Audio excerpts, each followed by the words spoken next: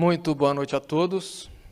Que a paz do nosso Mestre Jesus seja sempre em nossos corações.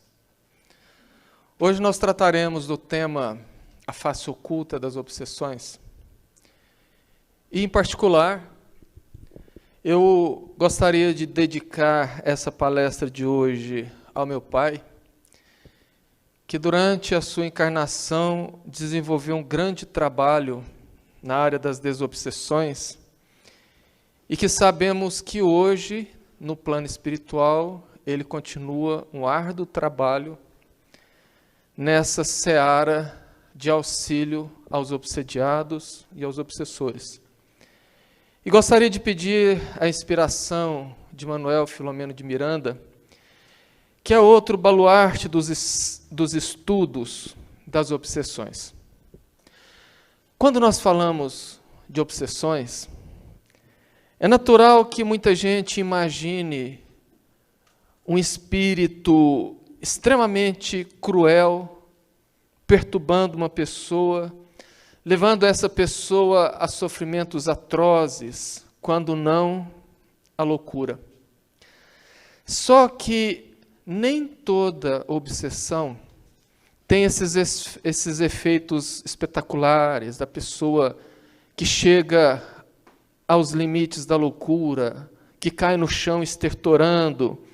E são situações que fazem com que aquele processo obsessivo seja facilmente identificado e, a partir dali, tratado. Existem obsessões extremamente sutis, tão sutis que passam despercebidas, porque se ocultam no nosso orgulho e na nossa vaidade. E esse é o lado oculto das obsessões. Nós espíritas sabemos que vivemos um período de mudanças muito grandes, de acontecimentos que vêm mexendo com todos nós e que vai promover a mudança de estado da Terra, de um planeta que hoje é considerado como um planeta de provas e expiações, passando, obviamente, dentro de um período de transição, até chegarmos à classificação de planeta de regeneração. Agora, nessa mudança, desde priscas eras, o planeta progride. E essa progressão ela se dá tanto a nível material quanto a nível moral. Ao nível material, ou fisicamente dizendo, essas mudanças se dão na transformação dos elementos que compõem o planeta. É uma mudança bastante lenta, bastante suave e quase imperceptível. Praticamente para nós, em uma existência, imperceptível. Mas a mudança moral também, ela se dá pela depuração dos espíritos que habitam a Terra, sejam eles encarnados ou sejam eles desencarnados. Esses progressos, obviamente, eles estão sendo feitos paralelamente, porque a morada, ela precisa ser compatível com a humanidade, ou melhor, com seus moradores. No livro A Gênese, Kardec diz que de duas maneiras acontecem esse duplo progresso. Uma que é lenta e imperceptível, ela é lenta, gradual e muitas vezes imperceptível. E outra que se dá de maneira muito brusca, muito rápida. Por exemplo, conflitos, guerras, pandemias, são situações que acontecem e que promovem essas mudanças bruscas. Só que tem uma diferença. Geralmente, todos esses são causados pelo próprio homem. Os conflitos, as guerras, as pandemias. Porque, sim, as pandemias, geralmente, elas são causadas pela nossa falta de higiene ou pela nossa promiscuidade. Basta estudarmos todas as pandemias que vieram no mundo desde que se houve o primeiro registro. Mas isto é um mal necessário. Segundo Manuel Filomeno de Miranda, para esse período que nós estamos vivendo hoje na Terra, estava programada uma grande guerra para dar esse salto evolutivo. Mas a morosidade divina definiu por não promover, aliás, por não permitir a guerra.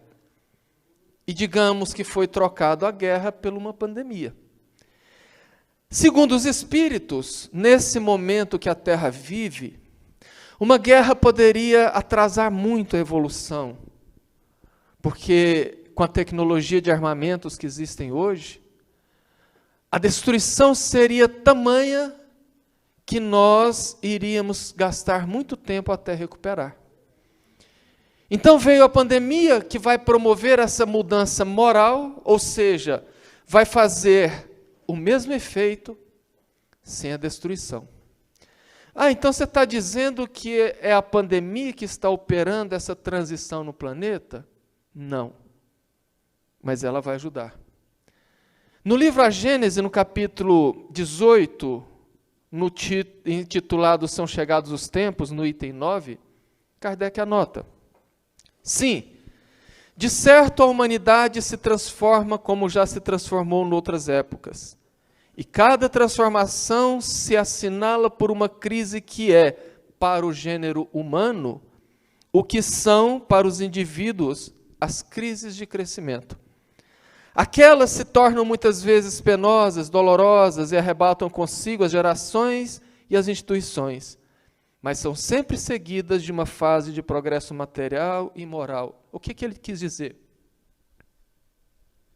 Que essas crises que assinalam a evolução do planeta, como a que a gente está vivendo agora, elas são para o gênero humano, assim como a crise da adolescência é para o amadurecimento de uma pessoa.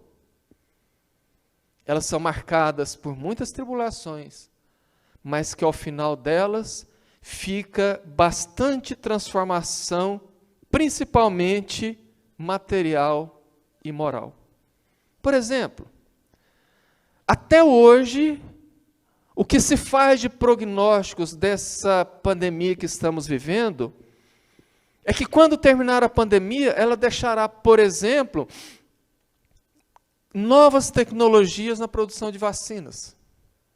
Eu estava lendo, há não muito tempo atrás, provavelmente 2 ou 3 meses, que a necessidade de produção de vacinas com urgência, como vários laboratórios do mundo inteiro se dedicaram a fazer, desenvolveram tecnologias que hoje já estão canalizando essas tecnologias para conseguir a vacina de uma outra pandemia que já caiu no esquecimento, a AIDS.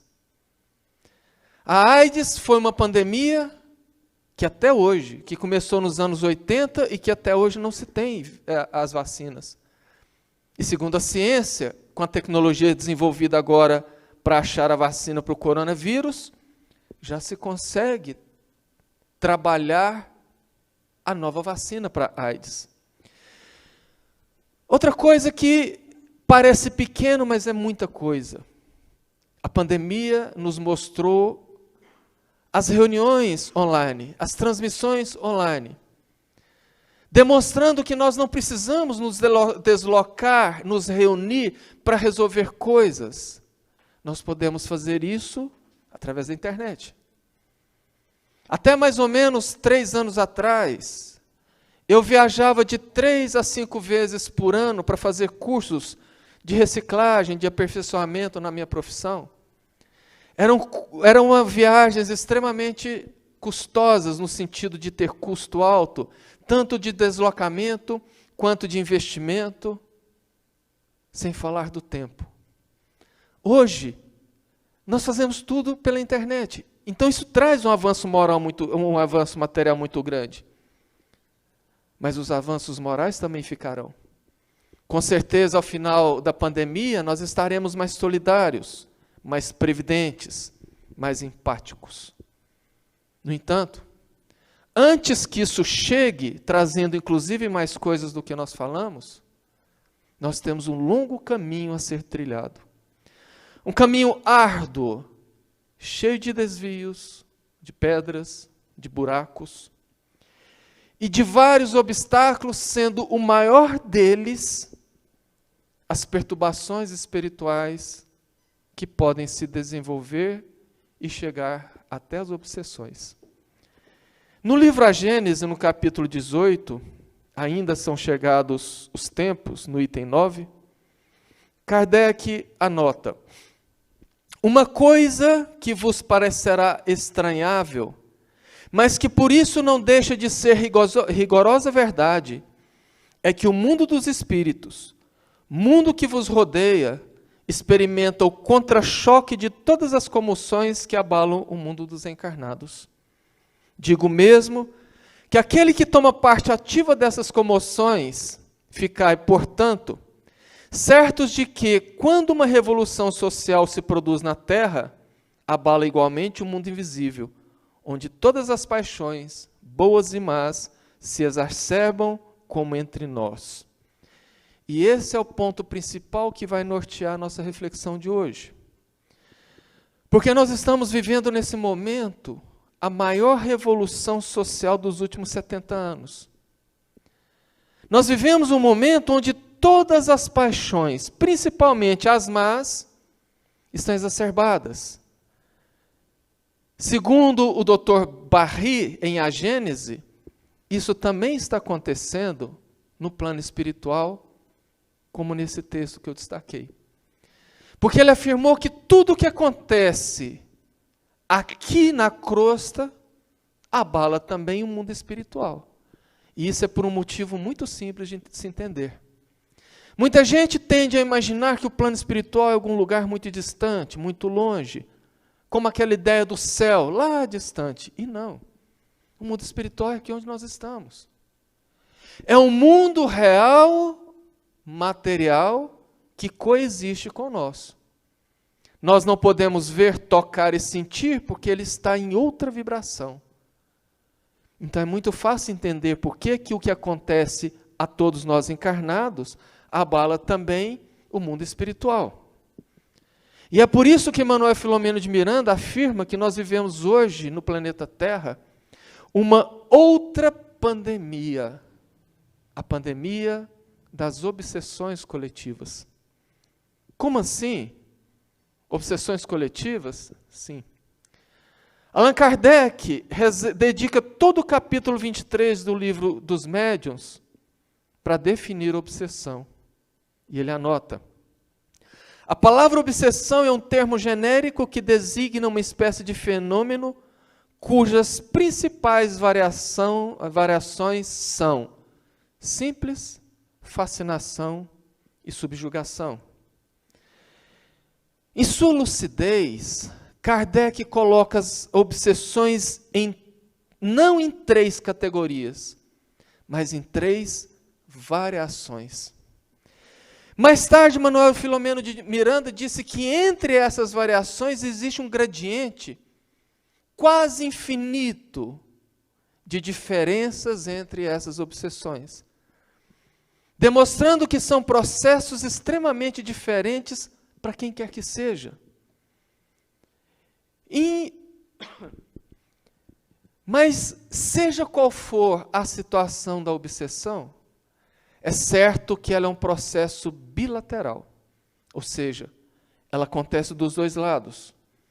Ainda na Gênese, no capítulo 14, no item 46, Kardec anota: a obsessão decorre sempre de uma imperfeição moral que dá ascendência a um espírito mau.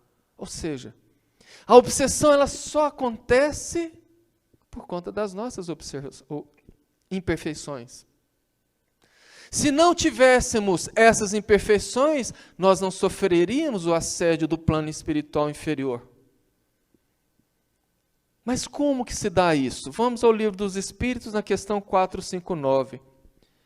Influenciam os espíritos em nossos pensamentos e em nossas ações? Perguntou Kardec. E os espíritos responderam: muito mais do que supondes. De ordinário, são eles que vos dirigem. Aí a pessoa que lê isso, está desinformada, fala assim: como assim? Quer dizer então que nós somos verdadeiros marionetes nas mãos dos espíritos? Porque os espíritos afirmaram para Kardec que são eles que nos dirigem? Não. Não é bem assim. Vamos buscar ajuda no livro Obsessão e Desobsessão de Sueli Caldas Schubert.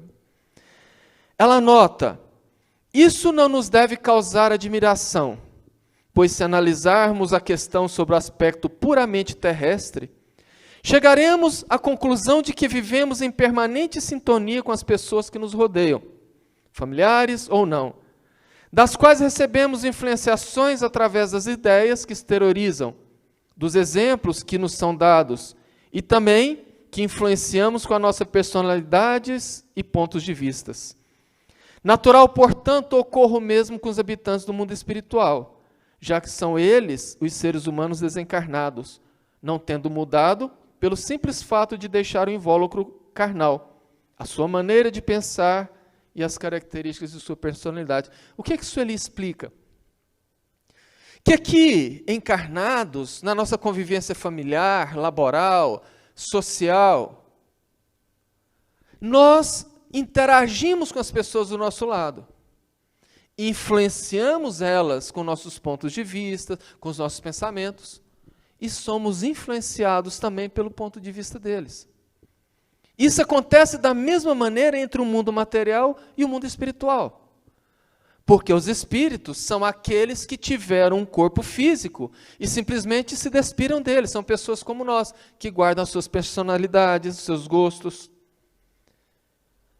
Portanto, quando nós observamos que nós vivemos num mundo de provas e expiações, onde estamos nivelados por uma faixa muito larga de afinidade evolutiva, no qual predomina, segundo a classificação de Kardec, o mal predomina sobre o bem. Posto que nós estamos rodeados por uma nuvem de testemunhas, como disse Paulo de Tarso, posto que, segundo Emmanuel, existe no plano espiritual, ou seja, em número de espíritos, cerca de 3 vezes mais do que encarnados. Então, para facilitar a conta, vamos arredondar a população do planeta para cima, 8 bilhões. No plano espiritual seriam 24 bilhões de espíritos, coexistindo conosco, divididos nas diversas esferas, mas interagindo diretamente com nós outros. E posto que nós passamos por um momento turbulento, onde as paixões estão infladas, onde os medos, as angústias, as tensões estão infladas. E posto que, segundo Kardec, de certa forma, todos nós somos médiuns, eis a mistura perfeita para a eclosão das chamadas obsessões coletivas, que, segundo Manuel Filomeno de Miranda, nós vivemos nesse exato momento. E essa realidade, essa realidade das obsessões coletivas, ela pode ser muito bem observada e analisada quando uma pessoa mais atenta começa a estudar os diversos comportamentos das pessoas. Por exemplo, a efervescência das paixões, como disse o texto. Nós vemos atualmente uma recrudescência, ou seja, um aumento volumoso dos vícios. Há mais ou menos 15, 20 anos atrás, a coisa mais comum que existia era ver os bares com as mesas lotadas de homem bebendo. Inclusive, tinha-se a cultura que quem bebia era homem, que era feio mulher beber. Hoje, segundo as estatísticas, as mulheres estão bebendo muito mais do que os homens. E como se não bastasse isso, os adolescentes. E como se não pudesse piorar, as adolescentes. Recrudescência dos comportamentos egoísticos. As chamadas redes sociais, quando surgiram, eram realmente redes sociais. As pessoas se socializavam, conversavam, interagiam, faziam grupos e comunidades por afinidade e ali interagiam. Hoje não. As redes sociais se tornaram redes narcisistas. Cada um quer mostrar que é melhor do que o outro. Se tornaram redes egoístas. Cada um quer o máximo para si próprio. Recrudescência do sexismo. O que é o sexismo? O sexismo é um discurso ou um comportamento que se baseia no preconceito ou na discriminação sexual. Hoje, com muita naturalidade, nós vemos heterossexuais falando mal de homossexuais. Mas nós vemos homossexuais falando mal dos héteros. Nós vemos homens falando mal de mulheres. Nós vemos mulheres falando mal de homens. Nós vimos também a recrudescência da sexualidade desregrada. Até um tempo atrás, 15, 20 anos, o programa natural das amigas e dos amigos é: vamos sair hoje para beijar na boca? Hoje é: vou sair para transar. Hoje em dia, com 5 minutos de conversa no WhatsApp, já se pede um nude, uma foto do nu. Com mais 5 minutos, já estão combinando para transar. Do lado das lutas ideológicas, hoje em dia já não se encontra mais em uníssono, ou seja, em voz geral, aquela frase: não faça isso porque isso é ruim. Pelo contrário. Hoje em dia nós encontramos qualquer situação, nós podemos fazer o que nós quisermos, que nós vamos encontrar alguém que diga: faça isso porque isso é o certo. Há um tempo atrás, quando alguém estava fazendo alguma coisa errada, muita gente se unia e falava: fulano, faz isso não, que isso é errado. Hoje não, você pode fazer o que quiser, que vai ter uma pessoa ou um grupo para virar para você e falar: pode fazer porque isso é certo. E o pior, isso inunda as redes sociais. Com pessoas que pregam atitudes criminosas, como, por exemplo, o aborto. E ganham milhares de seguidores. Essas são as características. Então você está querendo dizer que isso que está acontecendo no mundo, você está querendo dizer que as pessoas estão agindo assim por influência dos espíritos, pelas obsessões? Não.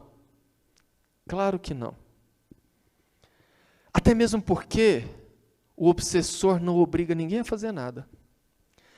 O obsessor não coloca nada em ninguém. O que o obsessor faz é pegar o que nós temos e inflar. É como abanar a brasa viva. Se você vê uma brasa viva e começa a abanar, quanto mais você abana, mais fogo ela pega. É mais ou menos isso. Os pensamentos gerados pela efervescência das paixões, pelas lutas ideológicas, os pensamentos mais inferiores dos vícios, do sexo desregrado, têm gerado um psiquismo tão denso, que todos nós estamos mergulhados nesse psiquismo, respirando essas energias densas e sendo contaminados. Vou clarear. Quem já chegou em São Paulo de avião, já percebeu que quando a cidade está no horizonte, vê-se uma faixa muito larga, acima dos prédios, muito acima dos prédios, escura, como se fosse uma fumaça sobre a cidade. Aquilo ali é poluição. É a poluição gerada por tudo que é poluente na cidade e que cria uma atmosfera sobre a cidade muito densa. E todos que estão ali, mergulhados naquela atmosfera, estão respirando aquela poluição. É como se todos nós no planeta Terra estivéssemos mergulhados numa camada densa de pensamentos negativos de toda a ordem, onde os espíritos obsessores vão para cima daqueles que têm afinidade, como moscas em cima de frutas podres.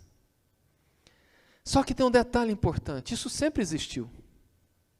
Isso não é novidade, não é coisa agora. Só que nesse momento, isso está acontecendo de uma maneira muito mais ampliada e, principalmente, muito mais aprimorada. Manuel Filomeno de Miranda, André Luiz, Dr. Bezerra de Menezes e tantos outros, Emmanuel, afirma que uma onda de obsessões coletivas se alastra pelo planeta como nunca visto antes. Muito bem arquitetada por mentes brilhantes. Não são os obsessores clássicos, como eu falei no começo, que promovem as obsessões conhecidas de toda a ordem.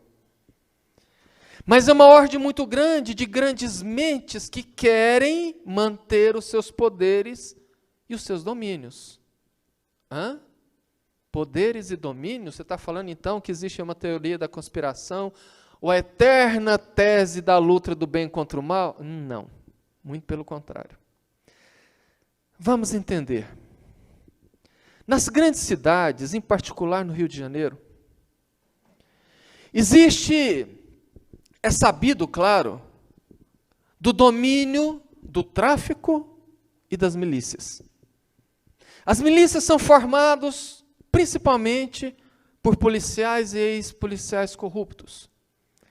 Essas milícias e os traficantes, segundo as autoridades, lutam para comandar tudo, para ganhar dinheiro no máximo de coisas que eles podem. E para isso, eles infiltram em todas as instituições, principalmente na política e no judiciário, promovendo uma rede de corrupção e crime muito grande. Eles dominam suas comunidades, porque é o nome de hoje das antigas favelas, não se chama mais favelas, hoje se chama comunidade. Eles dominam as comunidades e fazem com que todas as pessoas que ali habitam vivam segundo as suas leis, vivam segundo as suas regras. Ditam preços, ditam normas, controlam tudo e impõem tudo. Eu me lembro muito bem, eu tinha um irmão que morava no Rio de Janeiro, e regularmente eu visitava, e ele morava na Tijuca, um bairro que faz divisa com o Morro do Borel, à época o morro mais perigoso do Rio de Janeiro. Diversas vezes vindo da Barra da Tijuca, passando pelo alto para ir até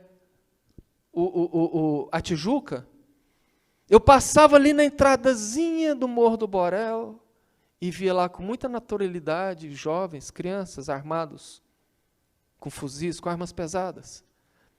À noite, às vezes, ali do apartamento dele, a gente ouvia as rajadas de metralhadoras vindo do Borel. Bem em frente a um morro, em linha reta, mais ou menos aí, uns 500 metros, uma grande rede de supermercados mundial construiu um big supermercado lá.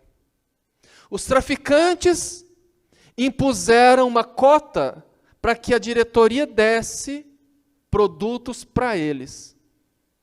Eles se negaram, eles metralharam o supermercado até o ponto do supermercado fechar. Crivado de bala, ninguém ia comprar lá com medo dos traficantes. Então eles fazem de tudo para manter o seu poder e o seu mando.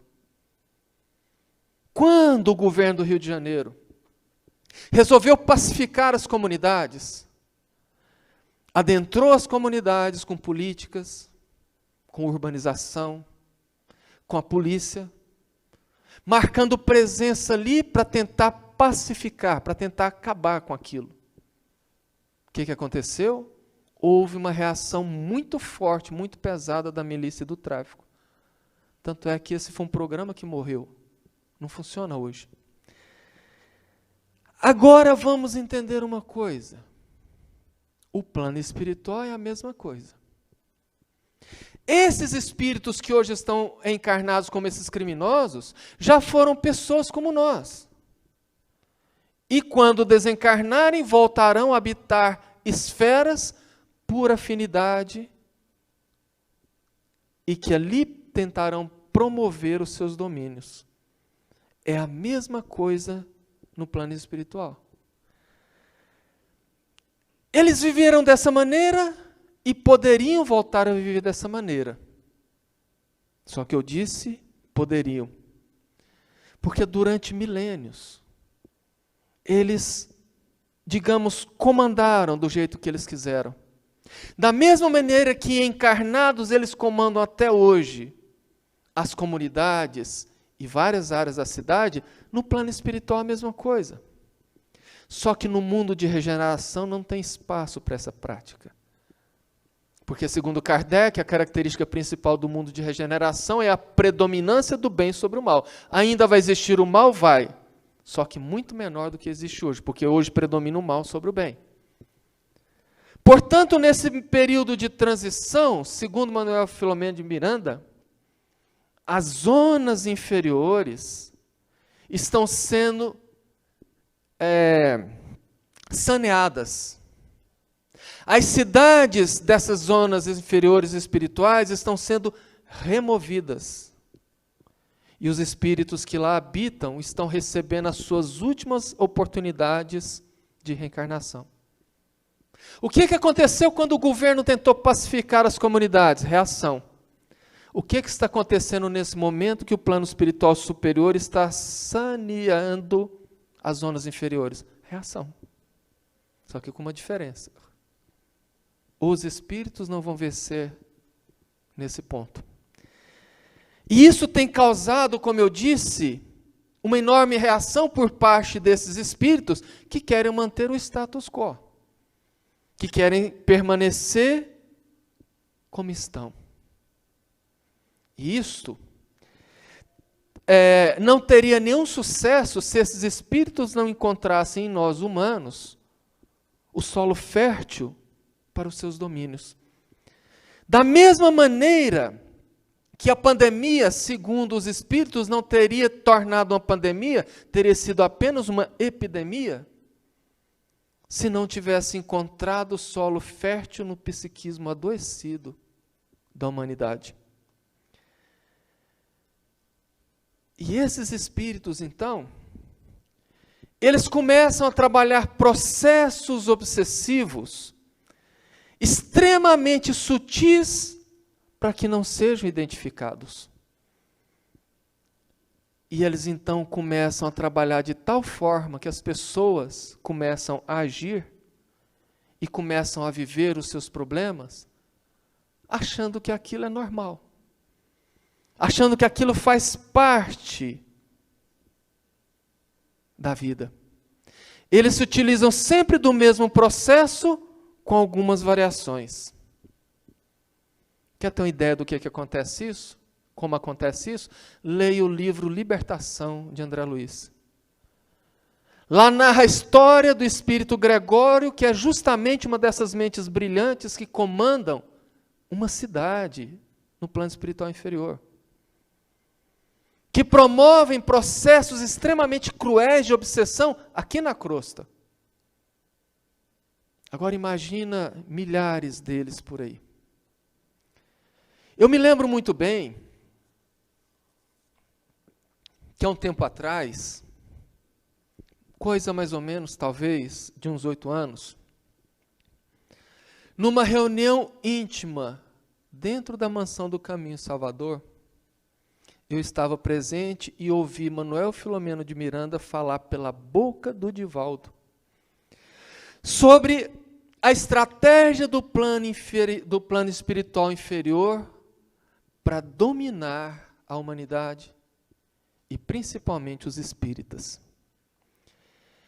É uma estratégia, como eu disse, extremamente orquestrada, extremamente bem tratada. E essa estratégia, segundo ele, não usa violência. Não usa os assédios que nós crescemos dentro da doutrina espírita acostumados a ver. Não, não. Eles usam... Aliás, o objetivo deles é dominar através do que nós temos de pior.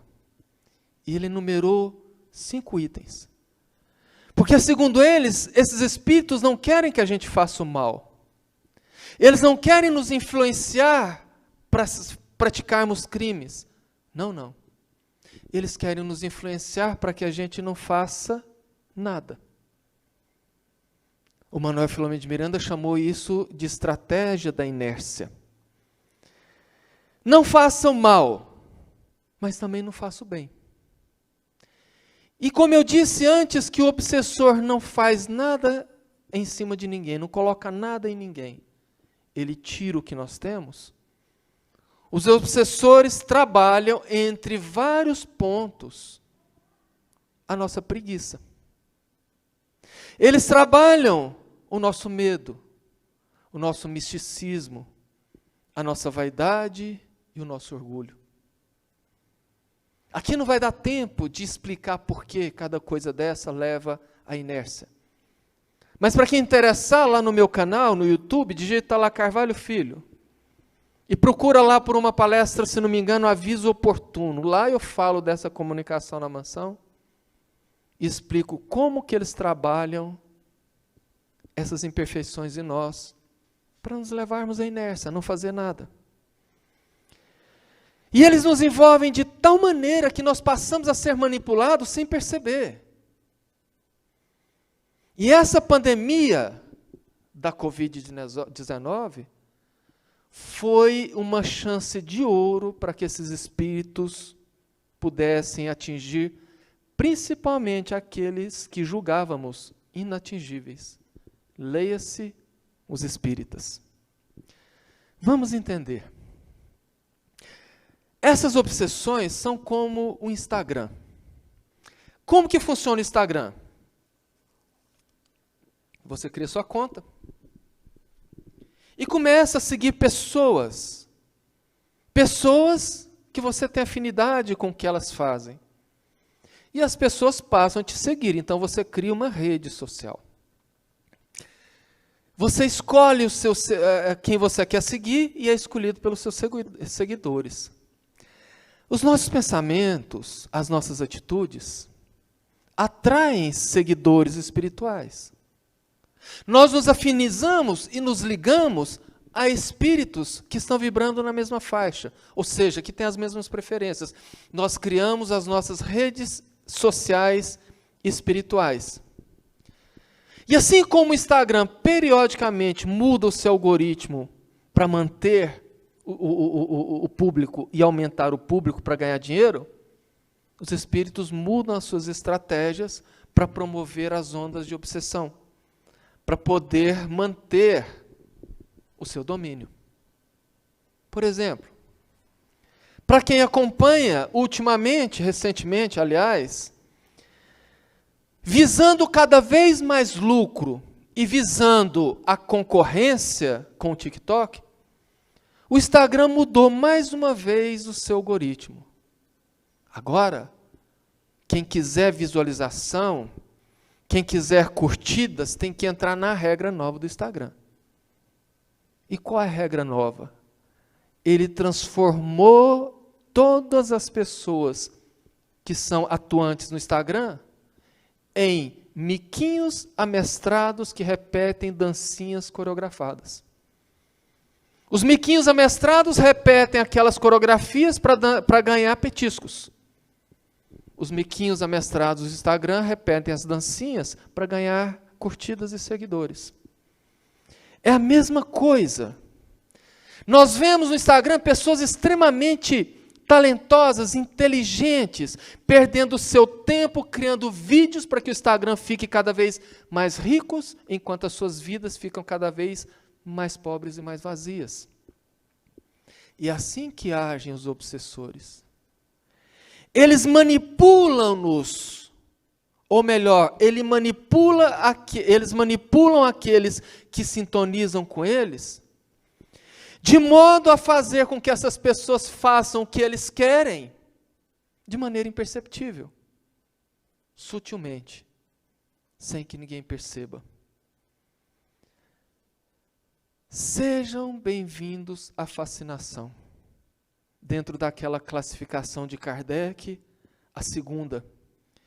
E segundo Kardec, um tipo de obsessão extremamente difícil. Difícil porque a pessoa fascinada, ela não se crê fascinada. ela não se aceita dizer que está sendo obsediada. Anteriormente, a obsessão por fascinação era uma exclusividade dos médiuns ostensivos. Hoje não. Entendendo que todos somos médiuns, quase todos estamos fascinados. Como Kardec disse, isso é extremamente perigoso. Por quê? Porque a fascinação, ela se destaca pela supressão do discernimento. O que é isso? A pessoa perde a capacidade de autocrítica. A pessoa perde a capacidade de autoavaliar-se. E ela então começa a fazer coisas estranhas, esdrúxulas, e acha que está fazendo bonito, ou acha que está fazendo certo. Faz os maiores absurdos e acha que está certo. E se você falar que não, ela briga com você, porque ela cresce certo. Geralmente, a pessoa fascinada, ela é afastada dos meios, ou do meio, e das pessoas que possam ajudá-la. Ela se isola daquelas pessoas.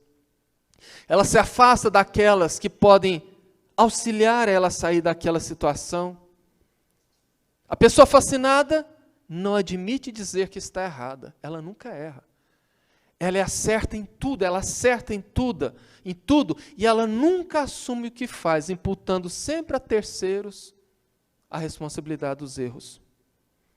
Por isso que é a obsessão mais difícil de ser tratada, porque a pessoa não se admite obsediada.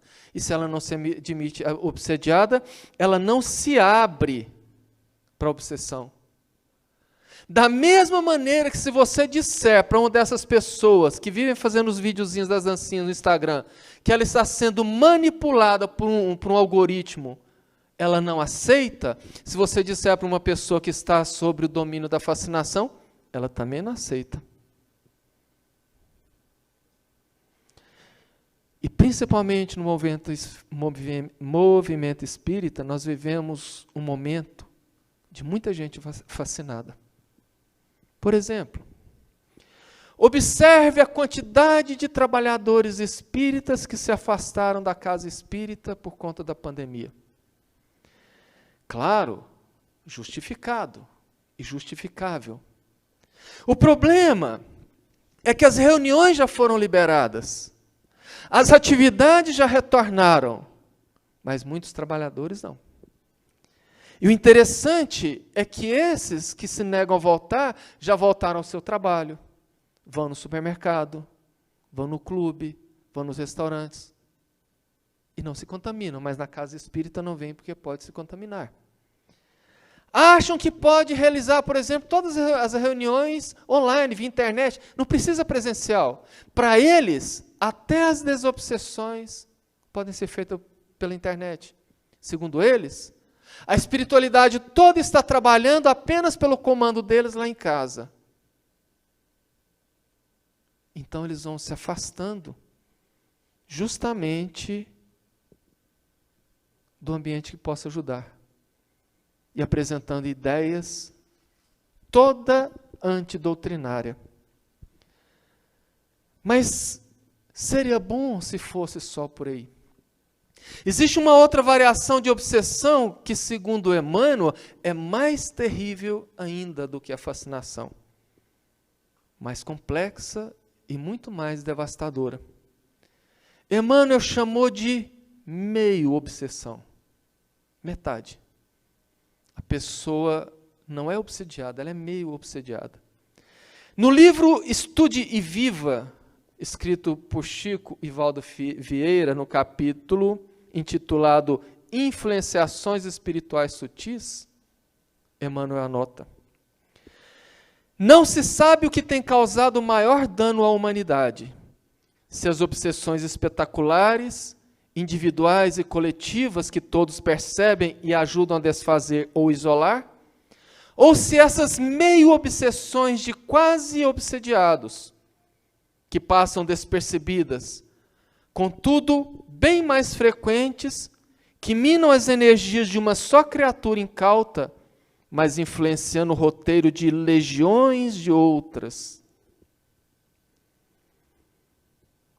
Ou seja, o obsessor, ele não obsedia efetivamente a pessoa. Ele promove a obsessão e afasta.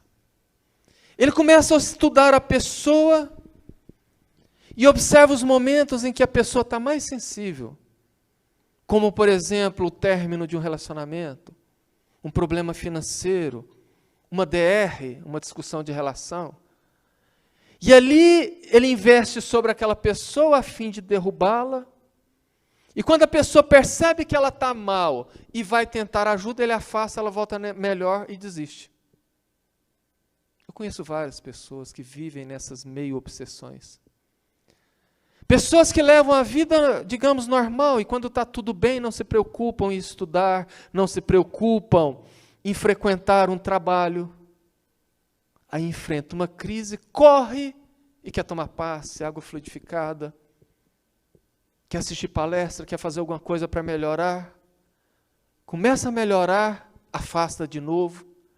Então ele coloca que isso é extremamente perigoso e anota no mesmo capítulo. Entre os fatores que mais revelam essa condição da alma, incluem-se as características das meio-obsessões. Dificuldade de concentrar ideias em motivos otimistas. Dificilmente a pessoa consegue concentrar, só fica tendo ideias pessimistas. Ausência de ambiente íntimo para elevar os sentimentos em oração ou concentrar-se em leitura edificante. O interessante é que a pessoa não consegue ler o Livro dos Espíritos ou qualquer romance espírita. Começa a ler, dá sono. Começa a ler a leitura, embaralha toda. Ela não consegue concentrar, ela não tem foco naquilo. Continua Emmanuel. Indisposição inexplicável, tristeza sem razão aparente e pressentimento de desastre imediato. Estou desanimado para tudo, não quero fazer nada. E fica com aqueles pensamentos pessimistas, principalmente que vai acontecer alguma desgraça, algum acidente, alguma morte em família. Aborrecimentos imanifestos por não encontrar semelhantes ou assuntos sobre quem ou o que descarregá-lo. A pessoa fica aborrecida porque não pode descarregar sobre outras pessoas. Não encontra ninguém para falar mal dos outros. Aí fica estressado, nervoso, nervoso. Pessimismos subreptícios, irritações surdas, queixas, exageros de sensibilidade e aptidão a condenar quem não tem culpa. Em outras palavras, o melindroso. Você não pode falar nada que a pessoa se melindra. Tudo ela é vítima. Ou às vezes vive irritado porque as coisas não acontecem como ela quer. E outra, ela nunca está errada. Ela nunca tem culpa de nada. Mas se ela não acha também a quem imputar a culpa, ela estressa com isso. Interpretação forçada de fatos e atitudes suas ou dos outros, que você sabe não corresponder à realidade. Hipermotividade ou depressão raiando a iminência de pranto. Ânsia de investir-se no papel de vítima ou de tomar uma posição absurda e de auto-martírio. Teimosia em não aceitar para você mesmo que acha uma influenciação espiritual consigo, mas passados minutos ou horas do acontecimento, vem-lhe a mudança de impulsos, o arrependimento, a recomposição do tom mental e, não raro, a constatação de que é tarde para desfazer o erro consumado. São sempre acompanhamentos discretos e eventuais por parte do desencarnado e imperceptíveis ao encarnado pela finura do processo. O espírito responsável pode estar tão inconsciente de seus atos que os efeitos negativos se fazem sentir como se fossem desenvolvidos pela própria pessoa. Quantas desavenças, separações e fracassos não surgem assim? E ele aconselha para terminar.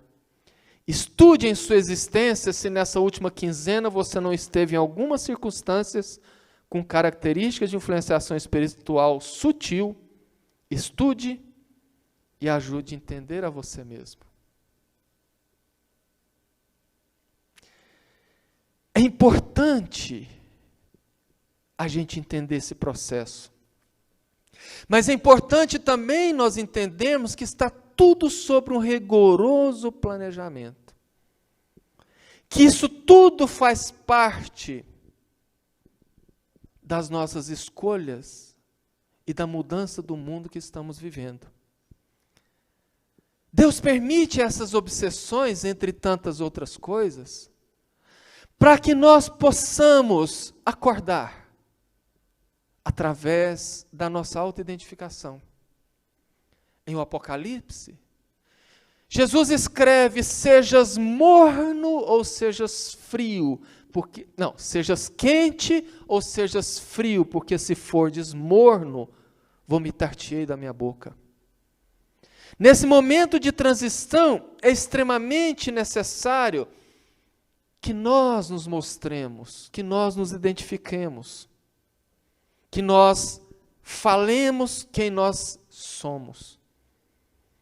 Porque, ao contrário que muita gente imagina, não é Deus que julga as pessoas e determina quem fica na Terra, quem vai ser extraditado, quem vai migrar para outros planetas. Não, somos nós mesmos, com o nosso mundo psíquico, com o nosso coração.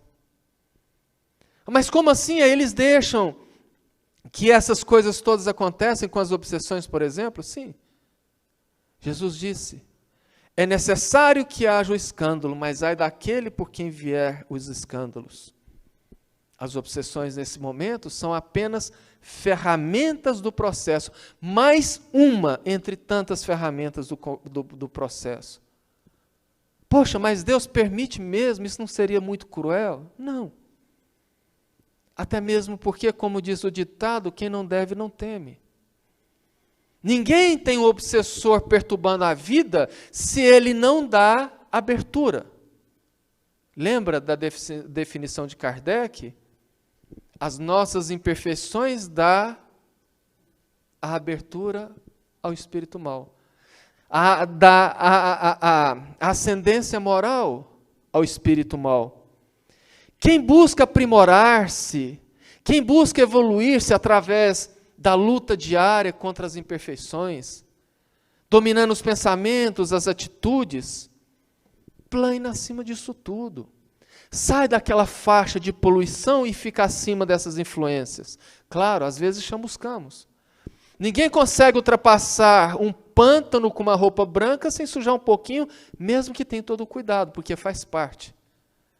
Mas aqueles que buscam sair dessa zona psíquica poluída, eles sim conseguem vencer as obsessões. Porque Deus, em sua infinita misericórdia, sempre nos deixa vários mecanismos para que a gente possa nos vermos livres dessas perturbações. E para encerrar, nós vamos falar rapidamente deles. Uma delas, a oração. A oração tem um poder muito grande, porque a partir do momento que eu começo a orar, eu já elevo a minha onda psíquica e saio do domínio daqueles obsessores. No entanto, não podemos achar que basta orar. Basta viver em prece e está tudo certo. E quem explica isso é Kardec em O Livro dos Espíritos. Questão 479. A prece é meio eficiente para a cura da obsessão? Resposta: a prece é em tudo um poderoso auxílio, mas crede que não basta que alguém murmure algumas palavras para que obtenha o que deseja. Deus assiste os que obram. Deus assiste os que fazem obras. Não os que se limitam a pedir. É, pois, indispensável que o obsediado faça por sua parte o que se torne necessário para destruir em si mesmo a causa da atração dos maus espíritos. A oração, a prece é uma poderosa ferramenta, mas a obra, ela vale muito mais. Não basta ficar repetindo palavras que a gente vai sair das obsessões, não. Nós temos que mudar em nós o que atrai os obsessores. E a doutrina espírita nos libertou daquelas orações repetitivas, explicando que nós oramos não é com palavras, não é com volume de voz, é com sentimento. A segunda ferramenta poderosíssima, a famosa reforma íntima. Que muita gente até hoje não entende o que é isso, porque nós estamos mergulhados nas nossas imperfeições há séculos. O que é uma reforma? É uma mudança. Eu vou reformar uma casa, eu vou melhorar aquela casa. A reforma íntima é a nossa memória, a nossa melhor interior. Só que ninguém muda do dia para a noite. Ninguém consegue mudar rapidamente. E por isso muita gente desiste. Agora, a reforma íntima, ela se dá no dia a dia. É na hora daquela fechada no trânsito que te dá vontade de botar o dedo para o cara e você se segura. É aquela hora que alguém fala uma palavra atravessada, você tem vontade de reagir e você se segura.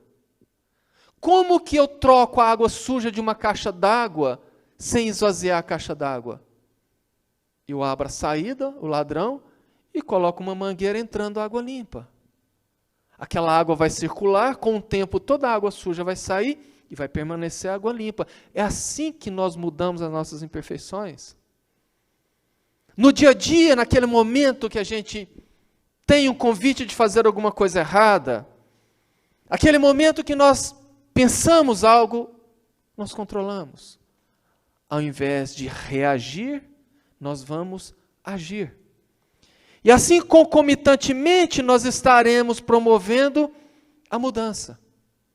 Porque ninguém viu urubu voando sobre um jardim. E ninguém nunca viu um beija-flor voando sobre o lixão. É uma questão de afinidade. Se eu tenho imperfeições, eu atraio os obsessores. Mas se eu tenho imperfeições trabalhadas, eu afasto os obsessores. No entanto, a terapia mais eficiente é o trabalho no bem, como diz os Espíritos a Kardec. O Livro dos Espíritos pergunta 642. Para agradar a Deus e assegurar sua posição futura, bastará apenas que o homem não pratique o mal? Resposta: não. Cumpre-lhe fazer o bem no limite de suas forças, porquanto responderá por todo o mal que haja resultado de não haver praticado o bem. Percebeu? Quanto bem as pessoas, quanto bem nós temos deixado de fazer pelo nosso comodismo. Lembra da estratégia? Não faço mal, mas também não faço bem. Ah, não vou mexer com isso não, pandemia isso, pandemia aquilo, hoje é domingo, hoje é sábado. Não, hoje tem um filme, vai chegar a gente em casa e você vai protelando, vai procrastinando, vai deixando de fazer. E o tempo vai passando. Quantas dores têm deixado de ser minoradas porque os espíritas estão deixando tudo mais para frente. Não, mais para frente, mais para frente, mais para frente. É por isto que nós estamos nesse processo de obsessão. Porque a dor promovida por isso vai nos alertar, vai nos acordar. Com que cara que nós iremos orar pedindo socorro, se nós não somos capazes de socorrer aos nossos irmãos? É o nosso egoísmo, é a nossa incapacidade de mudança que faz isso. E Joana de Ângeles nos alerta: ameniza tuas provações ajudando o outro sob a dolorosa cruz de provações sem nome, a fome de amor perto do teu leito de queixa. Ameniza tuas provações, ameniza as suas dores, ajudando outros sobre dolorosa cruz, porque existe muita fome de amor perto do teu leito de queixas. Existe muita gente precisando, enquanto a gente fica reclamando, enquanto a gente fica acomodado. Há muitas dores na terra. Existem muitas dores próximos de nós e que a gente pode ajudar apenas estendendo a mão. Há tanta dor caminhando pelas ruas, do outro lado do muro das nossas casas, dentro dos nossos lares. Gritos que somente são captados pelos corações sensíveis, dispostos à caridade. Nós não temos desculpa para não amarmos. Nós não temos desculpas para não fazer a nossa parte. E é por isso que as obsessões proliferam. É por isso que Deus as permite, porque quando a dor aperta, ela amolece os nossos corações. E eu risco a falar, melhor, eu digo, como eu li certa feita em um livro há muito tempo atrás, que eu não me recordo qual é o livro, já procurei, e era um livro raro, em que o espírito que psicografava disse: nós só teremos felicidade na terra o dia que uma pessoa abrir a porta da sua casa e amar e sentir o amor por um transeunte estranho igual ao que uma mãe sente por um filho. Nesse ponto não teremos obsessões e nesse ponto teremos felicidade. Que tenhamos todos uma excelente semana e que Jesus nos abençoe. Obrigado.